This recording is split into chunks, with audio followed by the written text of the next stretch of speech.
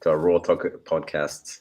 And this episode, we're going to introduce our guest, Robert Rhoton, and we're going to talk a little bit about family dynamics. And this is a really heartfelt topic for us because this is, as we will get into in this episode, this is something that we see a lot at our center when people come and stay with us. And it's also something we work with a lot in our own personal life. So I'm going to allow you to introduce yourself to the audience, Robert.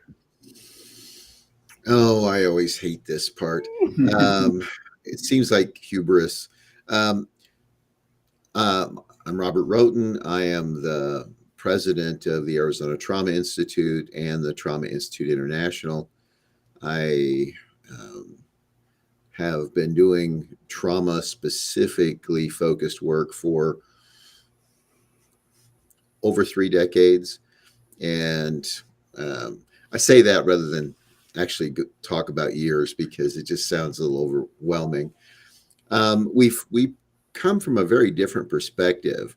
While I'm trained in the traditional mental health approach that psychologists get trained in, I learned pretty quickly that most of what I was running into didn't really lend itself well to what I had learned in school. And so I began the process of really looking at what really does help create transformation. And I found that the approach that we used had to be focused on wellness. And so for the last long time, we have been promoting that locally, internationally, because I think when we see people go through the transformation process, it's more sustainable when you aren't focused on problems and deficits all the time. So I don't know if that's a good enough introduction or not, but there you go. Thank you so much. Sounds wonderful. Yeah, so as we mentioned before we got on the call, we saw you in a training that was a bit old, as you mentioned, right? But we really got inspired by this because just like you mentioned, you have the academics and you worked in that field for a long time, but you also kind of bridge in the wellness aspect, which I think creates less of a distance for people to approach and to work and to understand, the work that you're doing. And yeah, a big part of what we wanted to talk about today was, as I mentioned, we have people that come and stay at our center, and they have different kind of programs that they work for to reduce stress, tension, trauma. I work with a lot of physical pain, people that have had injuries and need to rehab that both physically but also on a mental level. And we start to notice that this family dynamics is playing out kind of between us. I call it family dynamics because that's kind of the word that I found was uh, most generally outspoken, right? But kind of like it becomes like a family unit when we're working with people, that they start to treat Sarah like the father, or the mother, or me like the father and the mother, or someone else like the sibling. And we start to see this constellation play out. And we were like, we kind of know where it comes from, but we wanted to get some input. Like, how would you explain, why does this happen when people come and live in a facility like this? What's the mechanics behind it? Well, the easiest way to kind of explain it is when we think of it as being a family dynamic, we actually are marginalizing it. It's human relationship dynamics. And all of us, unless we are incredibly aware, run on the familiar patterns that are in our history based on our learning experience. And even if things are often painful or ineffectual or even harmful, the fact that they're familiar patterns ends up playing out again and again. And it has a lot to do with the way the nervous system builds or habituates an experience. The way our nervous system is built, we are designed to be energy resourceful. And so as soon as we have done something enough times, it becomes automatic behavior because we don't have to think about it anymore. So you get, for example, a child that is exposed to, I don't know, let's say a father that's an alcoholic. And by the age of 2.5 or 3, she recognizes when the car door slams this way, dad's drunk, and when he's drunk, he's mean. And so what does she do is she runs to her bedroom and hides. And that pattern is built and becomes habituated. It's automatic. It's not something that's intentional. And so when those patterns are built, then what happens is there's an expectancy that that's the way the world really is. And so without meaning to, they are constantly looking for confirmation, evidence that that's true.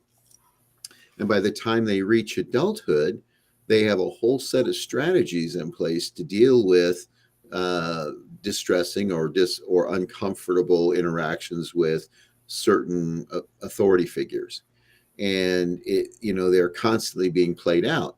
So it's not. A lot of times we think of this dynamic as something that's pathology. It's not. It is essentially the result of a learning history, and because the way our nervous system works, if we experience something that is counter to our pattern, we tend to delete it from our memory. We tend to ignore it because it doesn't fit our pattern. And so you have people that are in states of distress.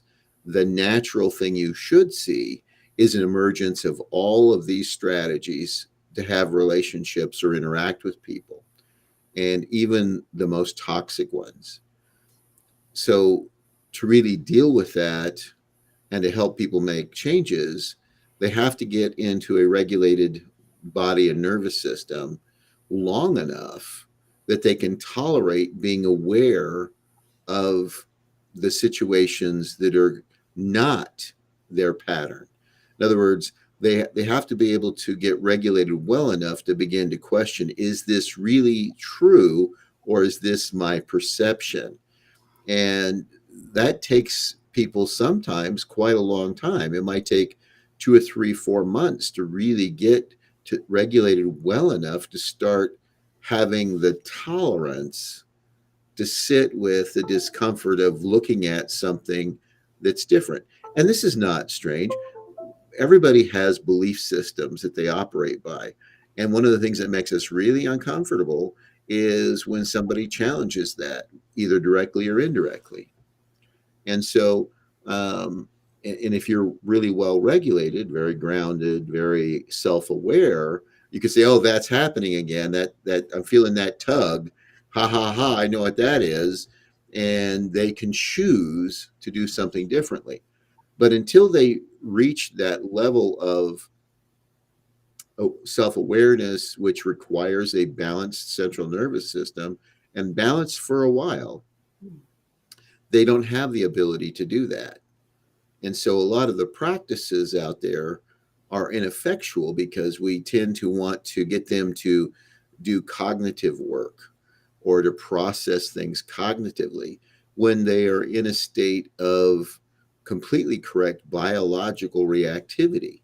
And it's just kind of idiotic to expect them to be able to think, be self-reflective and self-evaluating unless they have been able to regulate long enough and well enough to be aware and to be tolerant for the distress that awareness creates. So did I over answer that question? Not at all. No, this was No. perfect. It was so perfect. Soaking it in as you're saying it, and I really enjoy that piece of this is a correct response, right? Would you care to elaborate on that? Because we have, I'd say in general, people have so much ideas of how you should work and how you should respond to a situation, both as a client, but also as a therapist, people have a lot of Mhm. ideas of how you should do. So, would you care to elaborate a little bit on that one? Sure. Um, so probably the best way to introduce this, think about your education experience. Did you ever get called on by a teacher to stand and talk about something that you really weren't all that sure about?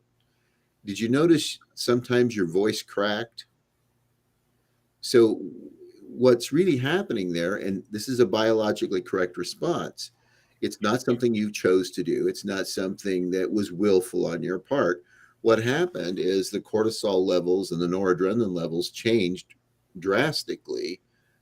You were perceiving it as a threat or a danger, and it doesn't have to be physical, it could be an emotional, psychological, or spiritual danger.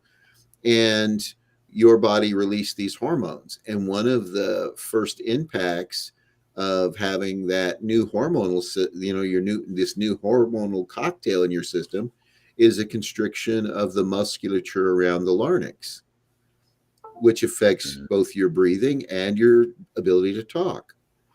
So we wouldn't think that because someone's voice cracks or gets squeaky that they're mentally ill, because it's a biologically correct response. But in the mental health world and in the helping world, we think they're sick instead of seeing most of the symptoms that people have are biologically correct by what's going on in their body. I'll give you another really easy example.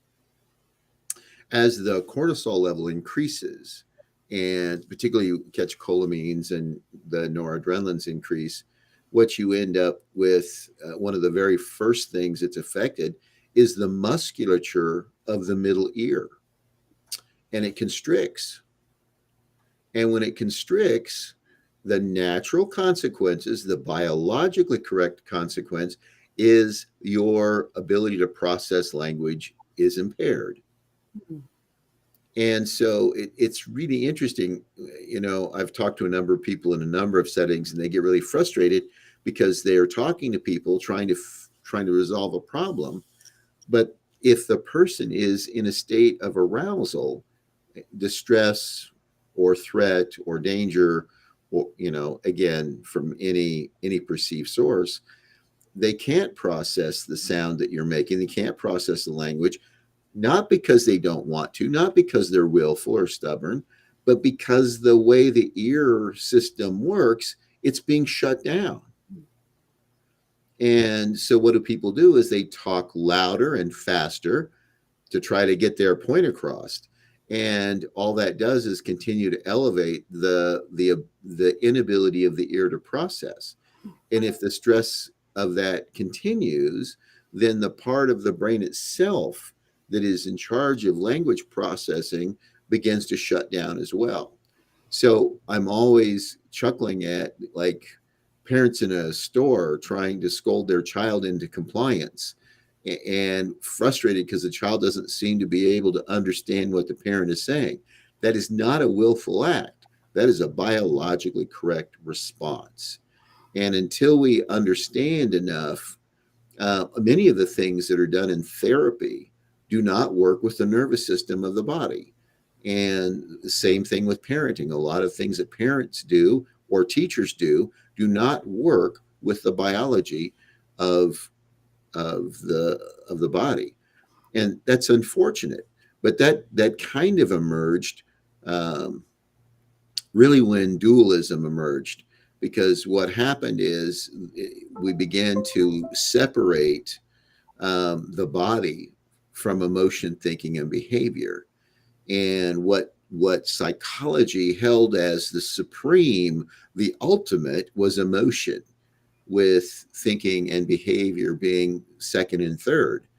Well, you don't have emotions, thinking, and behavior without this body and its processes.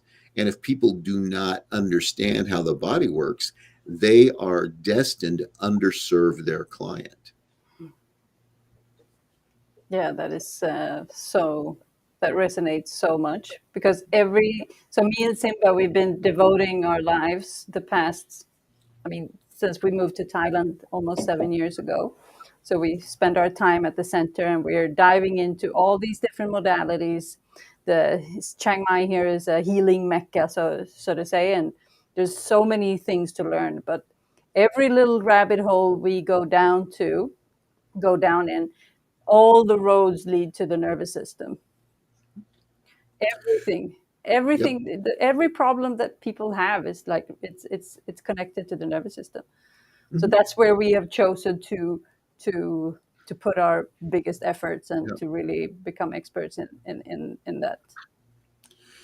When I'm, before we started this, I was talking about the salutogenic approach to things.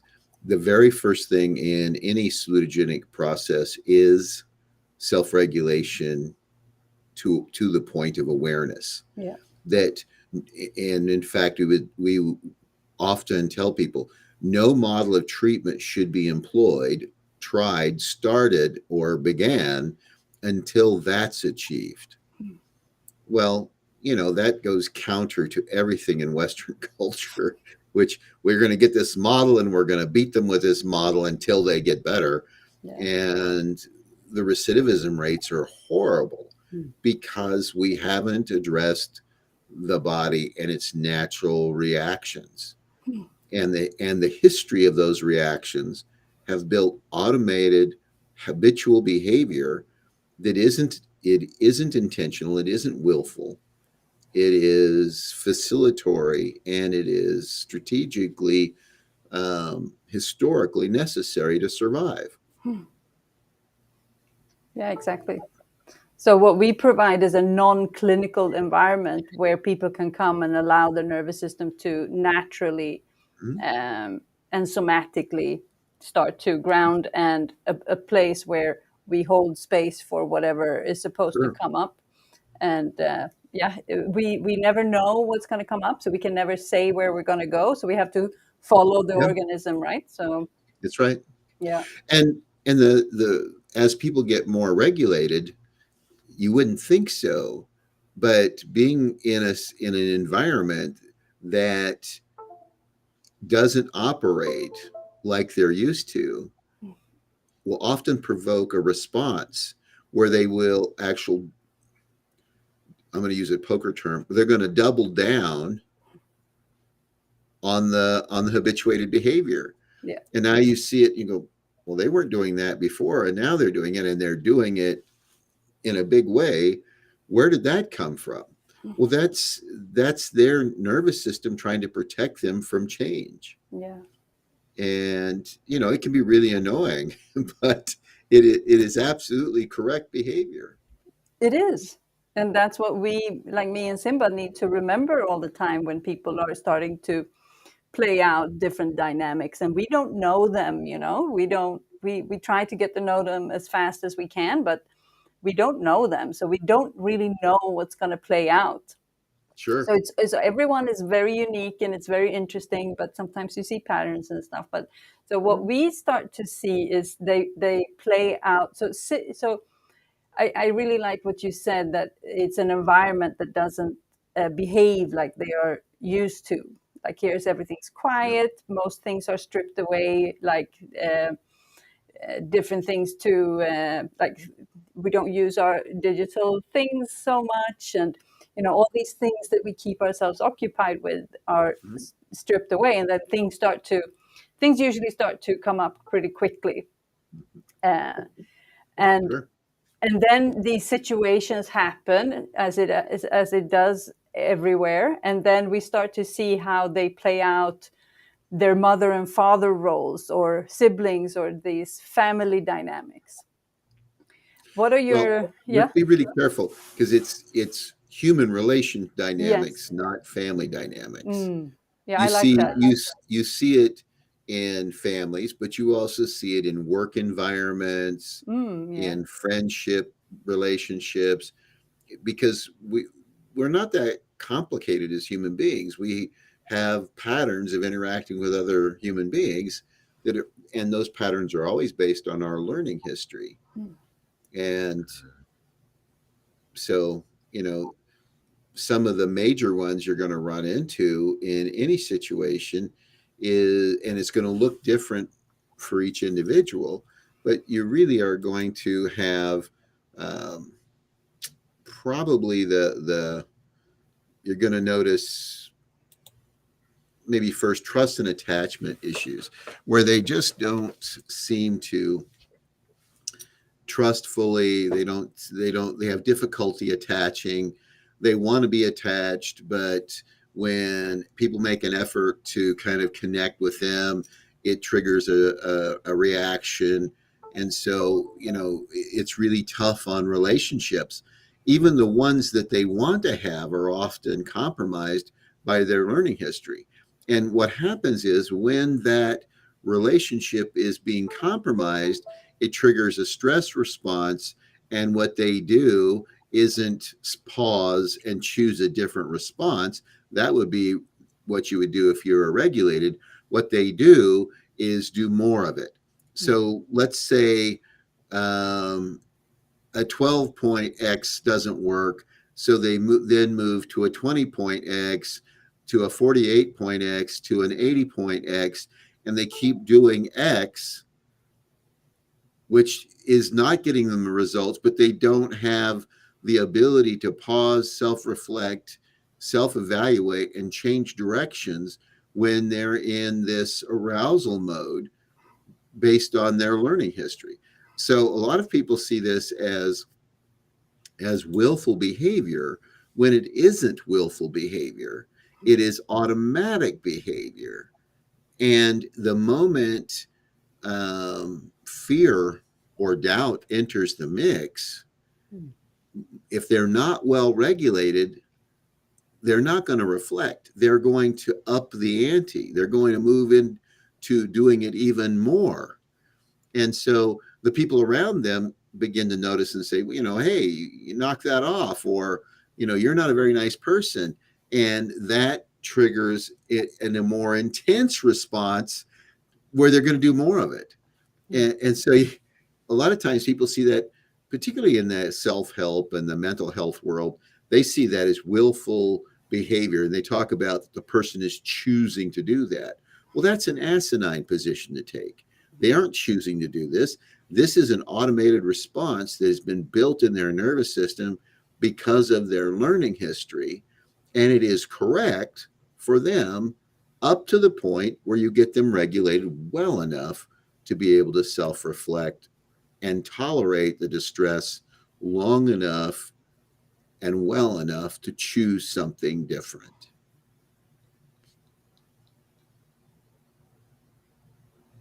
Yeah, definitely.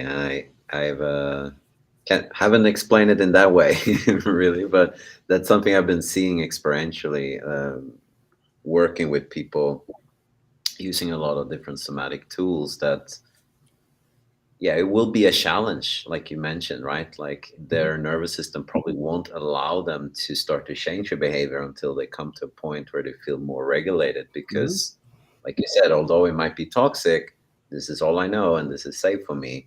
I'm not going to throw that away just because you say all these fancy words to me. And that's definitely something that happens, that we see. It takes time for people to really build that Sure. trust. Well, and What would you say? Yep. let me give you an example of this. How many times have you experienced something brand new that was unknown, and don't you immediately try to fit it into the categories you already have? Of course. Yeah, all the time. So, if we do that as a human being on a regular basis, why would we expect people not to do that just because their history of learning says some things are dangerous we don't think are dangerous, but and we get judgy and critical of them because they're responding in a way that's biologically correct for them, because it annoys us, because it irritates us, makes our job harder. That's hardly reason to make them mentally ill. No. That is very true. That is definitely very true. What would you say for someone if they watch this episode and they kind of go, "Wow, this is really what's happening for me, like a light bulb goes up for someone and they start to realize, like, what would be like an early state of self-intervention or something that I can start to use myself without having a lot of training or background. So maybe they even have access to a therapist where they're at. I think for most people, it's experimenting with what helps you regulate and calm yourself. There's hundreds of different ways to do that.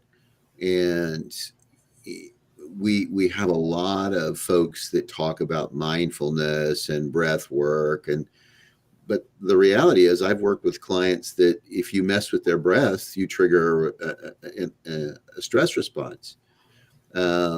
Some people, particularly those that had a history of incest and primary attachment betrayal, you can't begin to do body work with them without sending them over the edge. So it really is going to be unique for each person you work with. And so they would kind of, so where we start with is what's something that really was overwhelming that you now can look at is not being all that big a deal. And I use a typical SUD scale for that. So tell me something that at one point was a 10 and today it's a 2 or 3. And then I'm going to explore, what did you do to bring it from 10 to 3? What was the first thing you did? What's the next thing you did?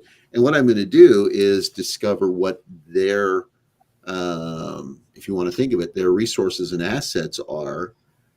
And I'm going to make them very concrete, because a lot of times when people are experiencing stress, they don't think about those things that they have done in the past to be successful. They focus on the misery and the threat of the moment. And so when I'm helping people regulate, I'm also discovering and making very clear, and I'm operationalizing. In other words, this is what you do. These are the steps you go through to do it. Let's call it something, and let's practice using it. And since it's organic to them, it works a whole lot better than most interventions. But it requires some help. It doesn't have to be a therapist. We have seen people that are trained to do this kind of thing in all walks of life. I mean, we have some that were really interesting. We did some work in 2012 in Africa and had truck drivers that had been trained working with people in their community and getting good results, and goat herders and tribal leaders. So this isn't something that really requires a lot of mental health related somatic training. It's more of patient curiosity and a desire to help somebody clarify. And it requires you believe in people. Yeah. It requires that you believe they have capacity. And that if we could just discover that capacity and help them make it clear, then they can use it at will. Yeah, I think we see that a lot in ourselves. That, I mean, our devotion is, I mean, that we invite people to our home. I mean, it is the curiosity of what happens to you when you come here and everything starts to quiet down. What is it that arises? And then being able to provide them with the safety and the soothing and the support and the guidance to help them figure out, what is my way forward? What am I going to do with this situation, with whatever happened to me, the person that I am? How am I going to navigate this? Mm-hmm. And that's it's a very beautiful process. I think it's lovely, and it provides support from what's organic to the individual. Yeah. A lot of times what we see is people, well, you need to learn mindfulness. Well, when you have somebody that's in a state of distress and they're in an aroused state, they're sympathetically system dominant, and you give them an assignment, you up the ante of stress, which means that they're going to run back to the old familiar behaviors. Mhm. Rather than, I tried that once and it didn't work for me. Yeah. And that's what you'll see when you have unskilled helpers, because what they're just throwing stuff at people, hoping that some of it works. And rather than being really curious Mm. and trusting the individual has all the skills that they really need, they just haven't focused on clarifying or practicing them enough to build new neural habits. Mm.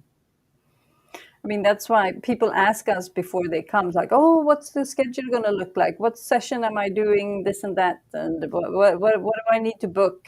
And I just say, like, "Well, we just book the slots, and then you arrive, and things will happen, and then we take it from there." And the slots that you have is really the support, and then within that, they can anything can happen.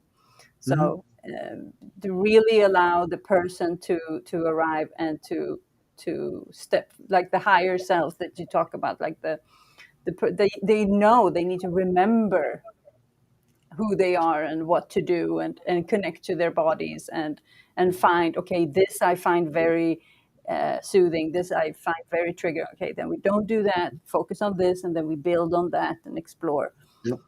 and to have them explore their own life, instead of, because that's what we like, living with the spirit means you connect with your spirit, whatever that is, if that's your intuition, your body, your Mm-hmm. God, whatever it means to you, it's your connection to truth, or to knowledge. Yep. And I really like that. The challenge you're going to run into with some folks, particularly if their history of toxic stress or abuse started early, is they've never discovered that. They don't know who they are. Their identity is really tied up with their learning history rather than ever really kind of discovering the depth of who they are. Mhm. And so you have people that are, adults, and sometimes middle or later adulthood, for the first time getting regulated well enough and realizing that they don't know who they are or who they want to be or how they're showing up in the world. And that can be incredibly frightening and overwhelming for somebody, say that's my age, is 70 years old and gets to that place where, oh my gosh, I've been doing these reactions my whole life Yeah. to feel safe and to deal with the world. And somebody, now that I am in a more relaxed body and more able to regulate, I don't know who I am. Yeah. Because I've never given room for that part. I never had the leisure, because in my world that would have been incredibly dangerous. Yeah. Yeah. So And we see that, mhm. I mean, for me, that's also part of like a spiritual awakening, like, who am I really, with if I step out of this social construct and become who I was supposed to be, or who I am under who am I with the regulated nervous system. And there is a period of time where these things start to open up, so there's a gap between who I am and my response, and then there's the person going, holy smoke, what's happening, who am I? I'm like this some people get very scared, feeling like a free falling, or the consciousness is like very much confusion, I usually in that state. And that's usually where we hold a lot of space for people to Mhm. really make them feel safe, that it's safe to go to the other side, that you are on the other side, there's a grounded version of you on the other side that is very much safe to hold on to, because that person knows what to do. So good. Good. I like it. Yeah, I would also say like one of the most common things that we've seen is when people realize they're in dorsal vagal or dissociated, right? That they think they're actually calm and relaxed. And Mm. I do yoga, meditate, I dance, and I can move my body in all these angles. And then they start to really regulate the nervous system. They realize, wow, I have not been doing this from a connected state my whole life. And that's usually the biggest Yeah. aha moments that I see when I do training on one-on-ones. And just like Sarah said, that's when I Mhm. usually need to hold a lot of, well, choose to hold a lot of space for people because that can really be scary. What's Sure. real? And like I've been in this fictive state my whole life, and I thought that was calm. And I'm gonna start to take a peek out of that, and Mhm. yeah, it's really something to see when people Mhm. come out of it. And again, dissociation is a biologically correct response. Mm. We all do dissociation to some extent. People that have early histories of toxic stress and trauma and abuse uh, often use it um, pretty skillfully, but it also interferes with their life, and it makes real sense. But the if you have a friend that you really just love to death, but they're interested in things you couldn't care less about, the moment they start talking about those things, you dissociate. Yeah. I mean, you're doing this and you're acting like you're paying attention, but your head is way somewhere else. That's a dissociative experience. And it's not wrong, it's not bad. We need to stop treating it like it's a mental illness to be dissociated. Yeah. What it is understanding that it is a biological response. It's self-protective. Mm. Um, if we tend to be there more often than not, then what you're going to see is somebody that does a lot of under functioning. Yeah. They're always going to take the safe course. They're never going to really stretch much. um, you know they are going to always give themselves some wiggle room to get out of a situation. They're going to do minimal investment, which is really horrible if they're wanting to have a sustainable, intimate relationship with somebody, Mm. because when it becomes distressing, and let's be honest, they always do, at some point or another, they shut down, withdraw, and disconnect to deal with it. And which, if they're in a relationship with somebody that um, is more overt, the partner that they have is going to drive them even further into dissociation by trying to engage them, Mm. because the partner feels that withdrawal, that disconnection, and doesn't it's not comfortable, and so they make an effort to connect, which then the dissociative person goes, oh no, I'm gonna get Yeah. further away from that, whether it's physically or emotionally, psychologically, or spiritually. They're checking out.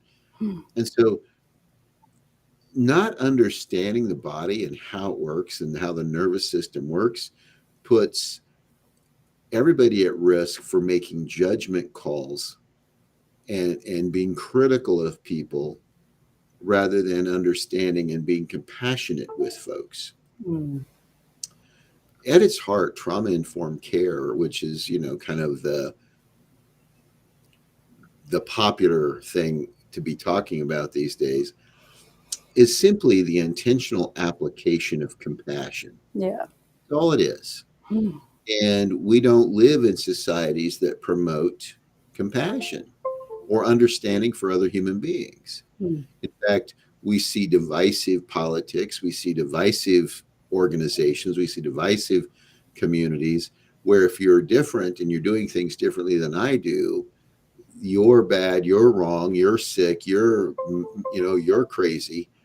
And the level of tolerance for people having unique nervous systems and playing those nervous systems out in a social environment, we have very little tolerance for.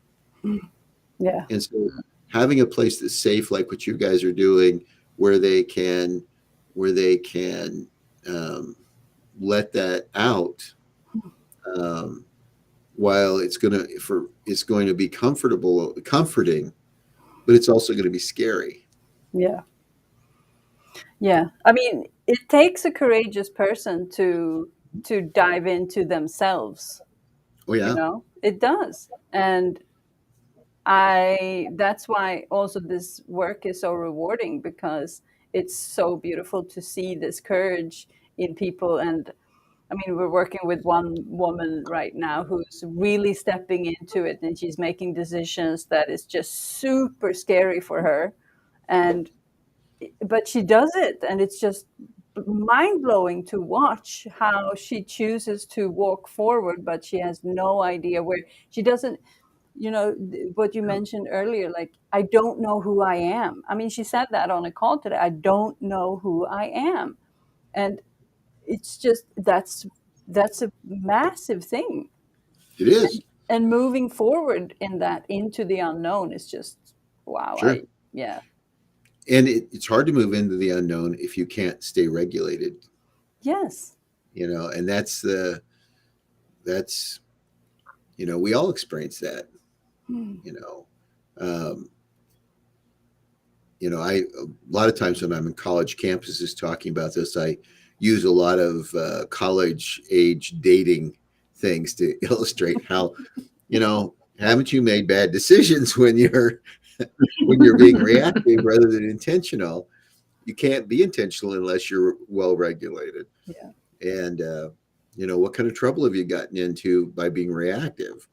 Well, we all do. I mean, that's just human stuff. Yeah. And so I really appreciate what you guys are doing because of the fact that I think the message is clear in what you're doing, that you're going to find a space for them to be able to regulate themselves and to get in touch with that part of themselves that in some instances they've never experienced, Yeah. um, and to do it gracefully. Hmm.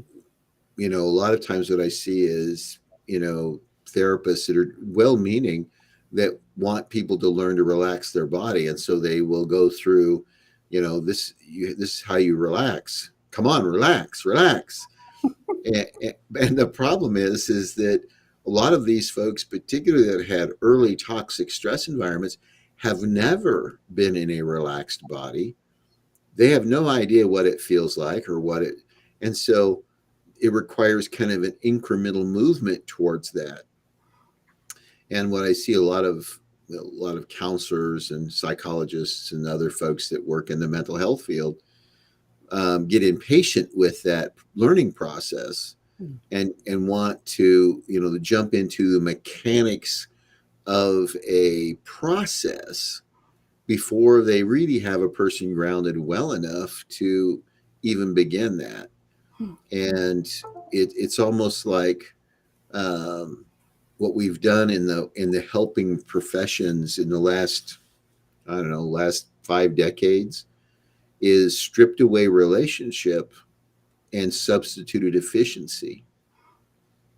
Yeah. And that is a killer to healing. Yeah. I mean, that's what I really like. That's what really stood out for me in the 2016 training, was that the safety must come first, the safety of the relationship and the trust. It's Yeah. like, if that's not there, then healing will never occur, because the nervous system will not feel safe enough to step into the relaxed muscle body. And when you step into the relaxed muscle body, then the body will start to heal itself. Yeah. And people do spontaneous changes in their own view of things. Yeah. So it's what I found is you get people regulated and they change faster than any therapy Yes. will ever work. Yes. And And that's, yeah. And that's what we see with any kind of situation that people. So that's why people say, okay, well, what do you do? It's like, well, what problem do you have? You know? What's yeah, yeah. Uh, and again, that goes back to particularly if people have been in therapy before. They're used to, number one, focusing on the pain and misery that Yes. they've experienced, and there's the early cognitive psychologists were really smart about this. George Kelly and that group of researchers um, that kind of developed expectancy theory that is so popular. But what folks tend to ignore is that the message was you get more of what you focus on. Yeah. And what we do often in traditional mental health settings is we focus on what? Problems, deficits, pain, particularly emotional pain. And then we wonder, why is it taking these people so long to heal? Yeah. Because we keep them sick by the way we are focusing. Yeah. And so a well-meaning profession that actually falls short often of being able to help them because we focus on things that keep them sick or pain or aroused rather than helping them get regulated and live with some intention. That's why we changed the name of our center to an abundance center instead of pain and trauma and whatever we were calling it in the beginning. Yeah, we weren't really attracting that kind of intentions from people, right? And we were noticing exactly what you were saying. We weren't holding them in their highest regards by Mhm. speaking that language. As we changed that language, people came with the same setup of challenges or situations, but a different intention, a different mindset, Yep. and willing to do another kind of work. And it's not that we don't want to help people. It was very different for I mean, we us. still do the same thing. It's Mm-hmm. just we want, yeah, it's about where are we going. Yeah.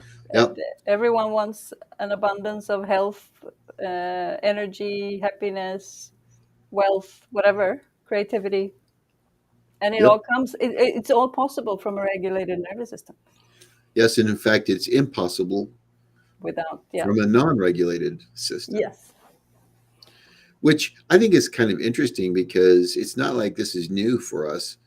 I think every world religion, in one way or another, says you have to be kind of a balanced person in order to be able to live this dogma.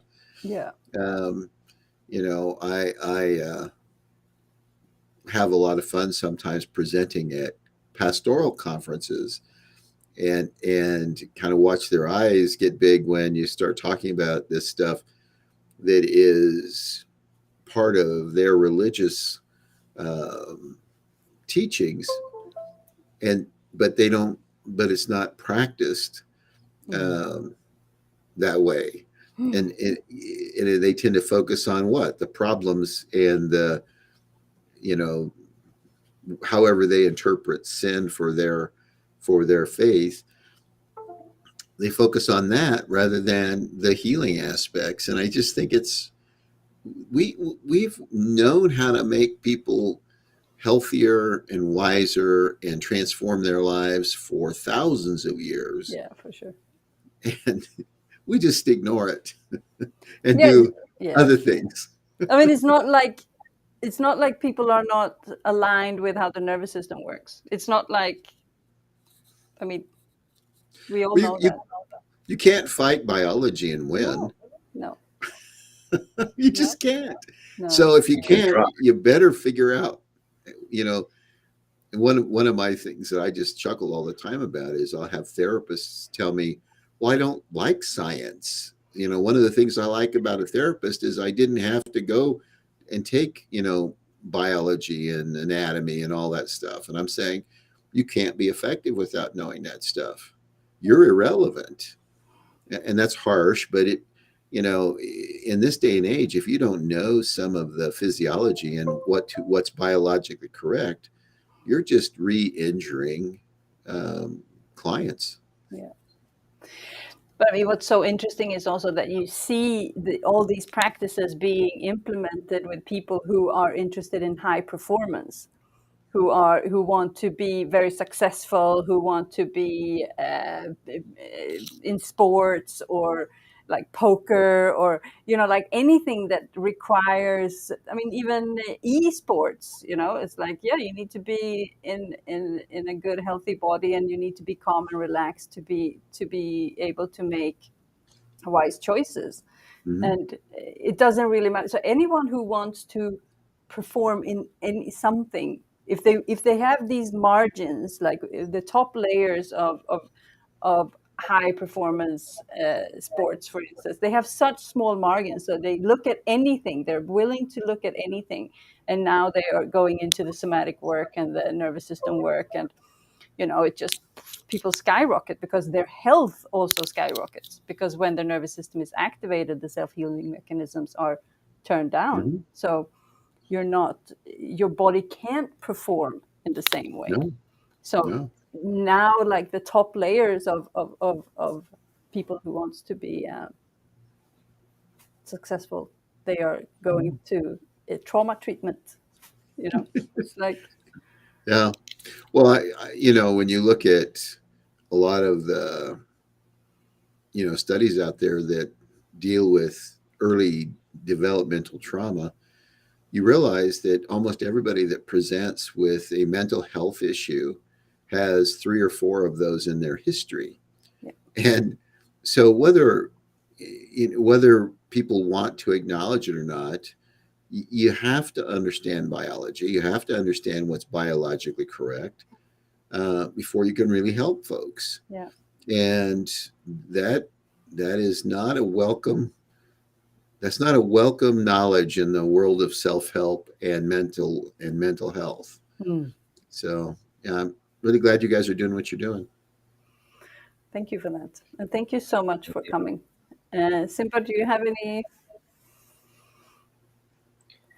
Last question. No, I think we covered a lot, and I think this is a digestible bunch. If we go deeper into this, we might just throw people off, definitely. Yeah, and if people are more interested in your work, and you mentioned the salutogenic approach, how do they get to practice this work, or how do they come in contact with, maybe not you, but with what you're doing? Well, if they're interested in the salutogenic piece, if they will email me, I will send them it's a 40-minute YouTube thing that kind of walks through the basics of it.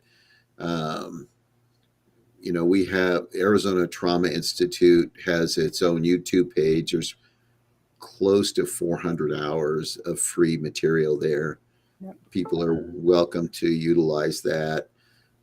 If it's specific questions, if they just log on to our website and send an email with a question, the person that sorts that will send it to to whoever is going to be best able to answer that, and we try to get responses back to people within 3 or 4 days.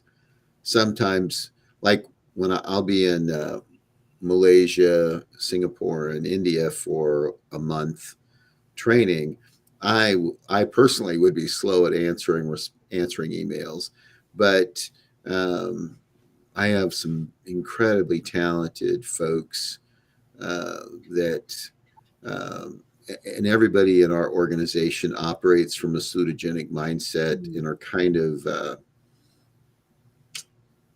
zealots, if you will, that you have to get them regulated first. Yeah. So that's if they want more information, they can go to our website or go to our YouTube page.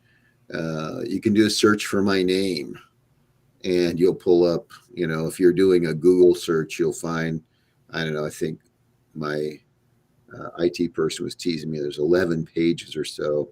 So But I'm it sounds sorry. like you're accessible. Like people can have access to you. They can Yeah, find they you. can find you. Yeah, we try to be because, again, to be honest, we have a mission, and that is to change the way mental health services are provided. Yeah. We desperately want to see human beings treating each other with greater compassion, Yeah. and which cannot happen without an understanding of what's going on in this body of theirs. Yeah. Then we are 100% aligned. Amazing. Yeah, and if you since you're in the neighborhood, if you need somewhere to ground after a month in Malaysia, you know where to go. Well, Standing invitation. thank you for the invitation. Yeah, we're happy to have Um, you. we the folks in Malaysia really have been, and Singapore too, have wanted to move this salutogenic um, thought process. They want to move it throughout all of Southeast Asia, and part of it, because it is a more, um, if you want to think of it that way, it's more of a communal Yeah. kind of a practice. It fits better there than in Western culture, which is all, driven by efficiency and billing and so on, Yeah. rather than human growth. And so I hope you see it kind of really grow over the next decade in that region.